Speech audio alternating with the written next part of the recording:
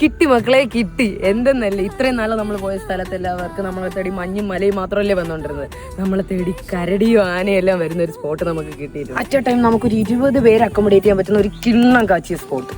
അപ്പൊ ഇവര് മെയിൻ ആയിട്ട് ഹോസ്റ്റ് ചെയ്യുന്നത് 2 ടൈപ്പ് ഹോസ്റ്റ് ചെയ്യണം. ഒന്ന് ഹട്ടും പിന്നെ ടെന്റും. ഇനി ഇതൊന്നും അല്ലാണ്ട് ഊഞ്ഞാലി കിടക്കണം എന്നുള്ളവർക്ക് ഊഞ്ഞാലിൽ കിടക്കാം, തറയിൽ കിടക്കണം എന്നുള്ളവർക്ക് തറയിൽ കിടക്കാം, ഇനി കാട്ടിൽ കിടക്കണം എന്നുള്ളവർക്ക് കാട്ടിലും കിടക്കാം. ഓക്കെ അല്ലേ?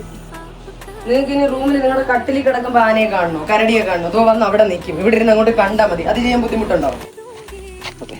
ഇതിൽ കിടന്ന് കാറ്റൊക്കെ കൊള്ളുന്ന ആലോചിച്ച് നോക്കുന്നോ അവിടെ അതൊക്കെ കണ്ടിട്ട്. എടാ, ഈ ഏലത്തോട്ടത്തിൽ കിടന്ന് ഉറങ്ങാനും മഞ്ഞും മലയൊക്കെ കണ്ട് ഉറക്കം എണീക്കാനും വേണം ഒരു ഭാഗ്യം. നിങ്ങൾക്ക് ഓഫ് റോഡിങ് പോകുന്ന വണ്ടി ഉണ്ടാ എങ്കിൽ വീണ് ഉരുണ്ടെണീറ്റൊക്കെ വരാം. എന്താ വഴി നോക്ക്. ഇല്ലെങ്കിൽ നിങ്ങൾക്ക് ജീപ്പോ വണ്ടിയോ വെള്ളം എന്താന്ന് വെച്ചാൽ നിങ്ങൾ വന്നോ.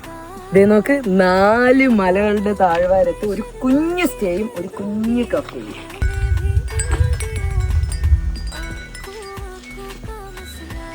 ഇതാണ് നമ്മുടെ കുഞ്ഞു കഫേ. ഇവിടെ കുക്ക് ചെയ്യാൻ അനന്തം ഉണ്ടെങ്കിൽ നിങ്ങൾക്ക് വേണമെങ്കിൽ നിങ്ങൾക്ക് കയറി കുക്ക് ചെയ്യാൻ ഗൈസ്.